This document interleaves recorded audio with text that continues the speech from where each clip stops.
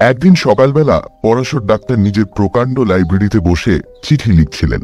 চোরের মতো নিঃশব্দে ঘরে ঢুকে নগেন ধীরে ধীরে এগিয়ে তার টেবিল ঘেঁষে দাঁড়ালো। পরাশর ডাক্তার মুখ না তুলেই বললেন, বসো নগেন। চিঠিখানা শেষ করে খামে ভরে লিখে চাকরকে ডেকে সেটি ডাকে পাঠিয়ে দিয়ে তবে ডাক্তার নগেনের দিকে তাকালেন। বসতে বললাম যে, এরকম চেহারা হয়েছে কেন? অসুখটা কি? নগেন ধপ করে একটা চেয়ারে বসে পড়ল। চোরকে যেন জিজ্ঞাসা করা হয়েছে সে চোর কিনা, এইরকম অতিমাত্রায় বিব্রত হয়ে সে বলল, না না, অসুখ নয়। অসুখ আবার কিসের? গুরুতর কিছু যে ঘটেছে সে বিষয়ে নিঃসন্দেহ হয়ে পরাশর ডাক্তার দুহাতের আঙুলের ডগাগুলো একত্র করে নগেনকে দেখতে লাগলেন। মোটা সোটা হাসি খুশি ছেলেটার তেল চকচকে চামড়া পর্যন্ত যেন শুকিয়ে গেছে, মুখে হাসির চিহ্নটুকুও নেই, চাউনি একটু উদ্ভ্রান্ত, কথা বলার ভঙ্গি পর্যন্ত কেমন খাপ ছাড়া হয়ে গেছে। নগেন তার মামার বাড়িতে থেকে কলেজে পড়ে। মাস 2 আগে নগেনের মামার শ্রাদ্ধে নিমন্ত্রণ রাখতে গিয়ে পরাশর ডাক্তার নগেনকে দেখেছিলেন। এই অল্প সময়ের মধ্যে এমন কি ঘটেছে ছেলেটা যাতে এরকম বদলে যেতে পারে? ছেলেবেলা থেকেই নগেন মামার বাড়িতেই মানুষ হয়েছে বটে, কিন্তু মামার শোকে এরকম কাহিল হওয়ার মতো আকর্ষণ তো মামার জন্য তার কোনোদিন ছিল না। বড়লোক কৃপণ মামার যে ধরনের আদর বেচারি চিরকাল পেয়ে এসেছে, তাতে মামার পরলোক যাত্রায় তার খুব বেশি দুঃখ হওয়ার কথা নয়। বাইরে মামাকে খুব শ্রদ্ধা ভক্তি দেখালেও মনে মনে নগেন যে তাকে প্রায়ই জমের বাড়ি পাঠাতো, তাও পরাশর ডাক্তার ভালো করেই জানতেন। পড়ার খরচের জন্য দুশ্চিন্তা হওয়ার কারণও নগেনের নেই, কারণ শেষ সময়ে কি ভেবে তার মামা তার নামে মোটা টাকা উইল করে রেখে গেছেন। নগেন হঠাৎ কাঁদো কাঁদো হয়ে বলল, ডাক্তার কাকা, সত্যি করে একটা কথা বলবেন, আমি কি পাগল হয়ে যাচ্ছে? পরাশর ডাক্তার একটু হেসে বললেন, তোমার মাথা খারাপ হয়ে গেছে। পাগল হওয়া কি মুখের কথা রে বাবা? পাগল যে হয় অত সহজে সে টের পায় না যে সে পাগল হয়ে গেছে। তবে দ্বিধা ভরে খানিকক্ষণ চুপ করে থেকে হঠাৎ নগেন যেন মরিয়া হয়ে জিজ্ঞাসা করে বসলো, আচ্ছা ডাক্তার কাকা, প্রেতাত্মা আছে? প্রেতাত্মা মানে ভূত? নেই। নেই? তবে অনেক ইতস্তত করে, অনেক ভূমিকা করে, অনেকবার শিউরে উঠে নগেন ধীরে ধীরে আসল ব্যাপারটা খুলে বলল। চমকপ্রদ অবিশ্বাস্য কাহিনী। বিশ্বাস করা শক্ত হলেও পরাশর ডাক্তার বিশ্বাস করলেন। মিথ্যে গল্প বানিয়ে তাকে শোনাবার ছেলে যে নগেন নয় তিনি তা জানতেন। মামা নগেনকেও প্রায় নিজের ছেলেদের সমান টাকা কড়ি দিয়ে গেছেন জেনেও প্রথমটা নগেন একেবারে স্তম্ভিত হয়ে গিয়েছিল। মামার এরকম উদারতা সে কোনোদিন কল্পনাও করতে পারেন। বাইরে যেমনই ব্যবহার করে থাকুক, মামা তাকে নিজের ছেলের মতো ভালোবাসতেন জেনে পরলোকগত মামার জন্য আন্তরিক শ্রদ্ধা ভক্তিতে তার মন ভরে গেল।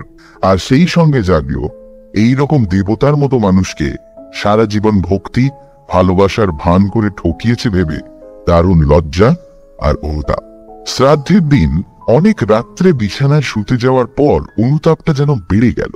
শুয়ে শুয়ে সে ছটফট করতে লাগে। হঠাৎ এক সময় তার মনে হলো সারা জীবন ভক্তি শ্রদ্ধার ভান করে মামাকে সে ঠকিয়েছে।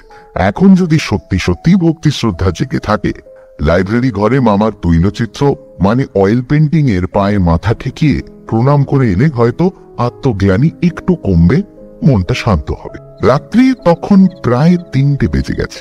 সকলে আলো নিভিয়ে শুয়ে পড়েছে বাড়ি অন্ধকার।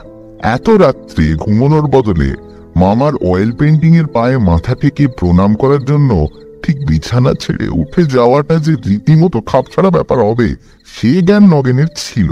তাই কাজটা সকালের জন্য স্থগিত রেখে সে ঘুমবার চেষ্টা করল, কিন্তু তখন তার মাথা গরম হয়ে গেছে। মন একটু শান্ত না হলে যে ঘুম আসবার কোনো সম্ভাবনা নেই, কিছুক্ষণ এপাশ ওপাশ করার পর সেটা ভালো করেই সে টের পেয়ে শেষকালে মরিয়া হয়ে বিছানা ছেড়ে উঠে পড়ল। লাইব্রেরিটি নগেনের দাদা মশাইয়ের আমলে। লাইব্রেরি সম্পর্কে নগেনের মামার বিশেষ কোনো মাথা ব্যথা ছিল না। তার আমলে গত 30 বছরের মধ্যে লাইব্রেরির পিছনে একটি পয়সাও খরচ করা হয়েছে কিনা সন্দেহ। আলমারি কটা অল্প দামের আর অনেক দিনের পুরনো। ভেতরগুলো বেশিরভাগ অদরকারি বাজে বইয়ে ঠাসা এবং উপরে বহুকালের ছেঁড়া মাসিক পত্র আর নানান রকম ভাঙা চোরা ঘরোয়া জিনিস গাদা করা। টেবিলটা এবং চেয়ার কটা খুব সম্ভবত অন্য ঘর থেকে পেনশন পেয়ে এই ঘরে স্থান পেয়েছে। দেয়ালে 3টে বড় বড় অয়েল পেন্টিং, সস্তা ফ্রেমে বাঁধানো কটা সাধারণ রঙিন ছবি ও ফটো টাঙানো। তাছাড়া কয়েকটা পুরনো ক্যালেন্ডারের ছবিও আছে। কোনোটাতে ডিসেম্বর, কোনোটাতে চৈত্র মাসের 12 তারিখ লেখা কাগজের ফলক এখনো ঝুলছে। অয়েল পেন্টিং একটি নগেনের দাদামশাইয়ের, একটি দিদিমার এবং অপরটি তার মামার। দাদামশাই আর দিদিমার অয়েল পেন্টিং দুটো একদিকে দেওয়ালে পাশাপাশি টাঙানো আছে। মামার ছবিটা স্থান জুড়ে আছে পাশের দেয়ালের মাঝামাঝি। কারো ঘুম ভেঙে যাবে ভয়ে নগেন আলো জ্বালেনি, কিন্তু তার কোনো অসুবিধে ছিল না। ছেলেবেলা থেকে এ বাড়ির আনাচ কানাচের সঙ্গে তার পরিচয়। লাইব্রেরিতে ঢুকে অন্ধকারেই সে মামার ছবির দিকে এগিয়ে গেল। অস্ফুট স্বরে, আমায় আমায় ক্ষমা করো মামা বলে যেই সে ছবির পায়ের কাছে আন্দাজে স্পর্শ করেছে, বর্ণনার এখানে পৌঁছে নগেন শিউরে চুপ করে গেল। তার মুখ আরো বেশি ফ্যাকাশে হয়ে গেছে, চোখ দুটো বিস্ফারিত। তারপর নগেন ঢোক গিলে জিভ দিয়ে ঠোঁট চেটে বলল, যেই ছবি ছুঁয়েছে ডাক্তার কাকা, কে যেন আমাকে জোর করে ধাক্কা দিয়ে ফেলে দিল। সমস্ত শরীরটা ঝনঝন করে উঠলো। তারপর আর কিছু মনে নেই। জ্ঞান হতে দেখি সকাল হয়ে গেছে। আমি মামার ছবির নিচে নিজেতে পড়ে আছি। পরাশর ডাক্তার গম্ভীর মুখে জিজ্ঞাসা করলেন, তোমার আগে কোনোদিন ফিট হয়েছিল নগেন?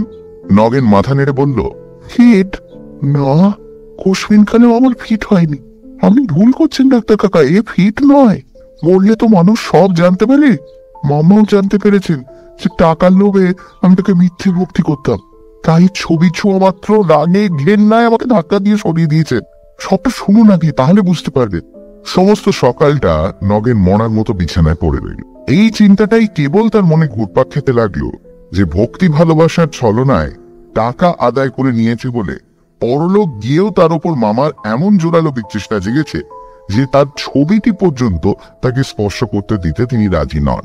যাই হোক, নগেন এই কালের ছেলে।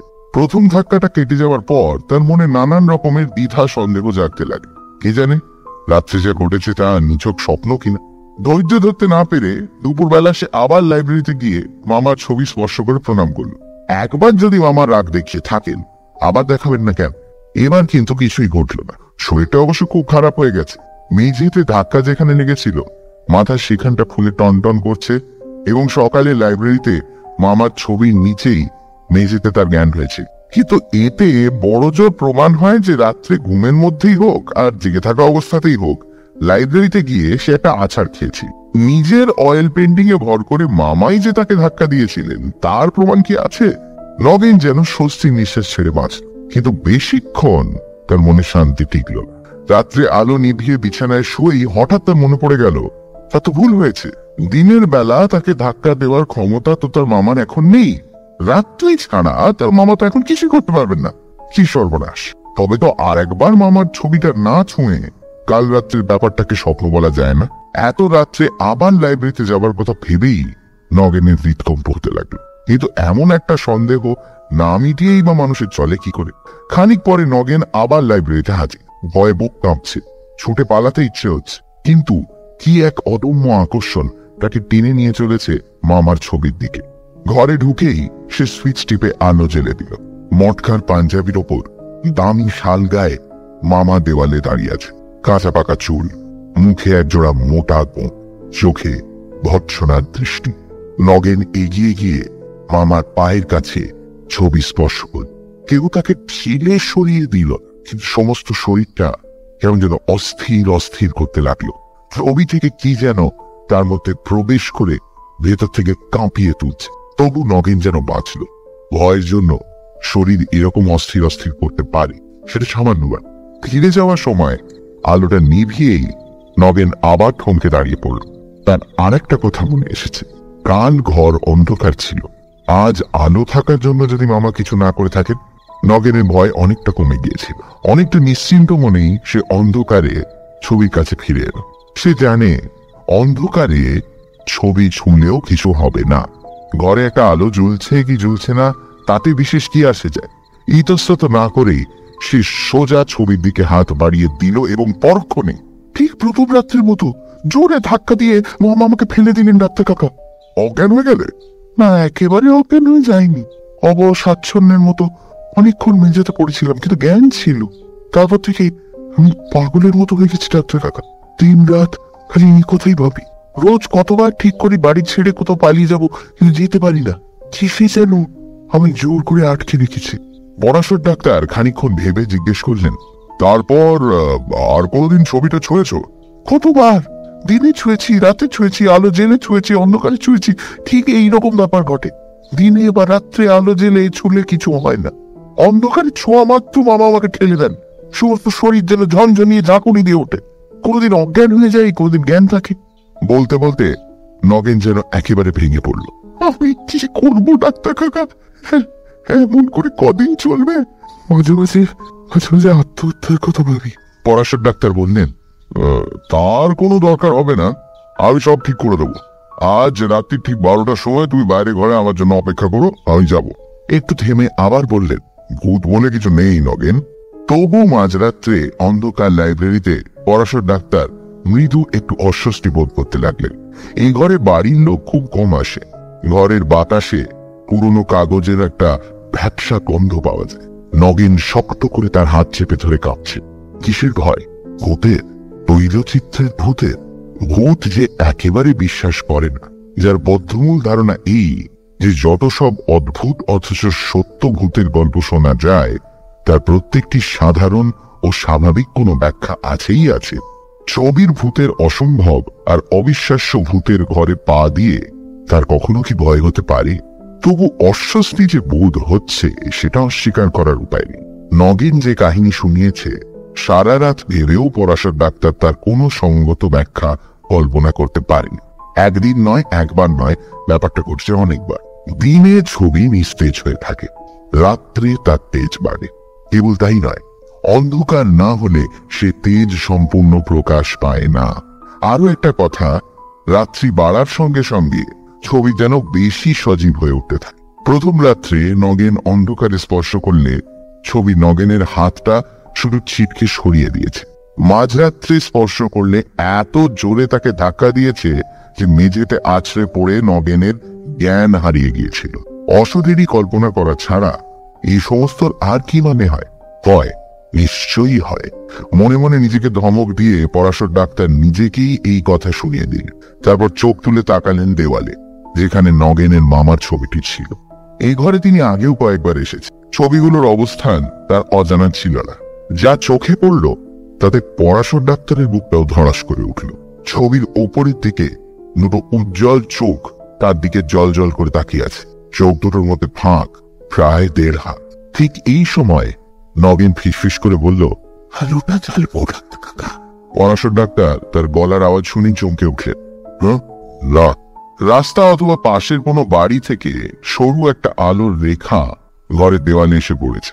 তাতে অন্ধকার কমেনি, মনে হচ্ছে যেন সেই আলোটুকুতে ঘরের অন্ধকারটাই স্পষ্ট দেখা যাচ্ছে মাত্র। নগেনের শিহরণ স্পষ্ট টের পাওয়া যায়। ভয় পেয়ে গেছেন। পরাশর ডাক্তারকে স্বীকার করতে হলো, একটু ভয় তিনি সত্যিই পেয়েছে। তার বৈজ্ঞানিক মন এতদিন পর একটা মস্ত সত্য আবিষ্কার করল, যে মানুষের মন চিরদিনই মানুষের। যুক্তি বা বিশ্বাস অবিশ্বাস নিয়ে মানুষ ভয়কে জয় করতে পারে না। দেহে আঘাত লাগলে যেমন বেদনা হয়, তেমনি উপযুক্ত ভয়ের কারণ উপস্থিত হলে মানুষকে ভয় পেতেই হয়। যাই হোক, এতদিন যদি তিনি ভুল ধারণা পোষণ করে থাকেন, আজ ছবির ভূতের কল্যাণে সে ভুল তার ভেঙে যাবে। তাতে ক্ষতি কি? দাঁতে দাঁত লাগিয়ে পরাশর ডাক্তার ছবিটির দিকে এগিয়ে গেলেন। কাছাকাছি যেতে জল জলে চোখ দুটো জ্যোতি যেন অনেক কমে গেল। হাত বাড়িয়ে দিতে প্রথমে তার হাত পড়ল দেওয়ালে।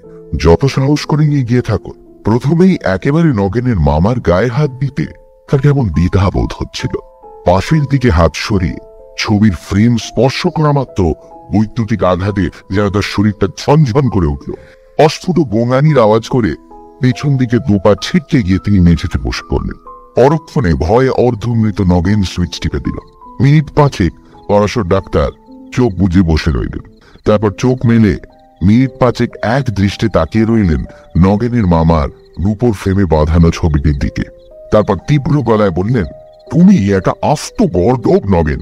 রাগ একটু কমলে পরাশর ডাক্তার বলতে লাগলেন, গাধাও তোমার চেয়ে বুদ্ধিমান। এত কথা বলতে পারলে আমাকে, আর এই কথাটা বলতে পারলে না যে তোমার মামার ছবিটা রূপোর ফ্রেমে বাঁধানো হয়েছে আর সেই সঙ্গে দুটো ইলেকট্রিক বাল্ব ফিট করা হয়েছে। আমি কি জানি, 6 মাস আগে যেমন দেখে গিয়েছিলাম আমি ভেবেছিলাম ছবিটা এখন তেমনই আছে। ইলেকট্রিকের শখ খেয়ে বুঝতে পারো না কিসে শখ লাগো? তুমি কোন দেশি ছেলে? আমি তো শখ খাওয়া মাত্র টের পেয়ে গেছিলাম তোমার মামার ছবিতে কোন ধরনের প্রেতাত্মা স্থাপন করেছে। রূপোর ফ্রেমটা দাদা মশাইয়ের ছবিতে ছিল। চুরি যাবার ভয়ে মামা অনেকদিন আগে সিন্ধুকে তুলে রেখেছিলেন। মামার শ্রাদ্ধের দিন মামিমা ফ্রেমটা আবার বার করে মামার ছবিটা বাজিয়ে দিলেন। আলো দুটো লাগিয়েছে আমার মামাতো ভাই পরেশ। পরেশ? হ্যাঁ, সে এবছর ইঞ্জিনিয়ারিং কলেজে ভর্তি হয়েছে, তাই বললো এই সামান্য কাজের জন্য ইলেকট্রিক মিস্ত্রিকে পয়সা দেবে কেন। পরাশর ডাক্তার একটু হেসে বললেন, পরেশ তোমার মামার উপযুক্ত ছেলেই বটে, কিন্তু ডাক্তার কাকা। এতে আবার কিন্তুর কি আছে? গোটা ব্যাপারটাই তো সূর্যের আলোর মতো পরিষ্কার। ছবির সাথে যে দুটো ইলেকট্রিক বাল্ব ফিট করা আছে সেগুলো দিনের বেলা অফ করা থাকে, তাই ছবির উপর বাগানো ফ্রেমে হাত দিলেও শক লাগার কোনো প্রশ্ন নেই। সন্ধ্যের পরে বাড়ির সব আলোই জ্বলে, আর বিদ্যুৎ যাতায়াত করে তামার তার দিয়ে। রূপোর চেয়ে তামা বিদ্যুতের অনেক বেশি সুপরিবাহী, কাজেই সন্ধ্যেবেলাও শক খাওয়ার ভয় থাকে না। কিন্তু মাঝ রাতে যখন সব আলোর সুইচ নিবানো, তখন ছবির ফ্রেমে হাত ছোঁয়ালে বিদ্যুৎ বাবাজি যে তোমার মতো বোকা ভিতর শরীরের ভেতর দিয়ে যাতায়াত করবেন, এতে আর সন্দেহ কি? আর হ্যাঁ, এই ছবিতে লাগানো বাল্বের তারের সাথে রূপোর ফ্রেমের একটা সংস্পর্শ আছে অবশ্যই। আর সুইচ টিপলেই যে লুজ কানেকশন হয়ে ফ্রেমটা ইলেকট্রিফাইড হয়ে যাচ্ছে, এটাও নিশ্চিত। নগেন পুরো ব্যাপারটা বুঝে ঠিক কি বলবে ভেবে না পেয়ে চুপ করে রইল। পরাশর ডাক্তার একটা দীর্ঘশ্বাস ফেলে বললেন, ধন্যী তোমার মামাতো ভাইয়ের ইঞ্জিনিয়ারিং, আর ধন্যী তোমার সাহস। আজই একটা ইলেকট্রিশিয়ান ধরে এনে লুজ কানেকশনটা সারিয়ে নাও, আর তারপর মামার ছবিতে ভক্তি ভরে রোজ দুবেলা প্রণাম করো, কেমন?